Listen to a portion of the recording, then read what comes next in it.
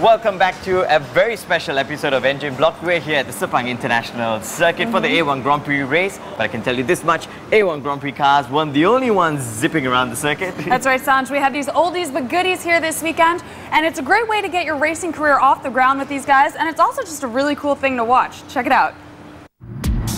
Classic cars, a romantic race category where the fans get a chance to see vehicles from their youth, given some love and attention to transform them into genuine race machines. To make things fair, they vie together in different sections within one race. So at Sepang, the streamlined Porsches may have been at the front of the field, but right through the pack there were some interesting skirmishes. We talked to two drivers who drove Minis to get their stories. I started this race in Johor Bahru back in 1998, and that was my first race. I met these people from Hong Kong. They belong to Hong Kong Classic Car Club.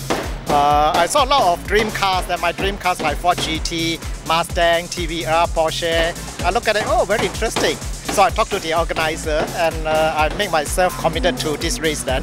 To qualify the classic car race, we need a car more than 20 years old. For example, the Toyota AE86 or the Mini, Ford Escort, all these are qualified for the races. So to buy a car, to buy a shell, maybe it's like 10 to 12,000. And with a modification, or this maybe within a min of 20,000, you can get yourself started. Well, the cars start off being fairly, they're road cars, they're fairly simple. We don't run the same sort of high-tech stuff. We don't have electronic ignition and stuff like that. It's fairly basic. I mean, we're 40-year-old technology, just well developed. Can you explain to me a little what this classic car is and how you got involved? Right, okay. Well, I've always been a sort of a car freak, and driving on the road is only so good, and obviously you've got to stick within the rules, and just decided that we'd go racing at a fairly sort of accessible level. And classic cars is the way to do it. The cars don't cost as much as the guys running around in the formula cars. I mean, hundreds of thousands of dollars to get into them, and we can run around for sort of a quarter or a tenth of that. And what made you choose the Mini? Well, it's a little giant killer. It's it's about 8 feet long, and keep running up behind all of these supercars and then overtake them in the corners. It's great fun. And it's not just the pilots who get a kick out of this style of racing. Right through the garage you see the hard-working support crews. They get a kick out of working on the engines and bodywork of these oldies but goodies.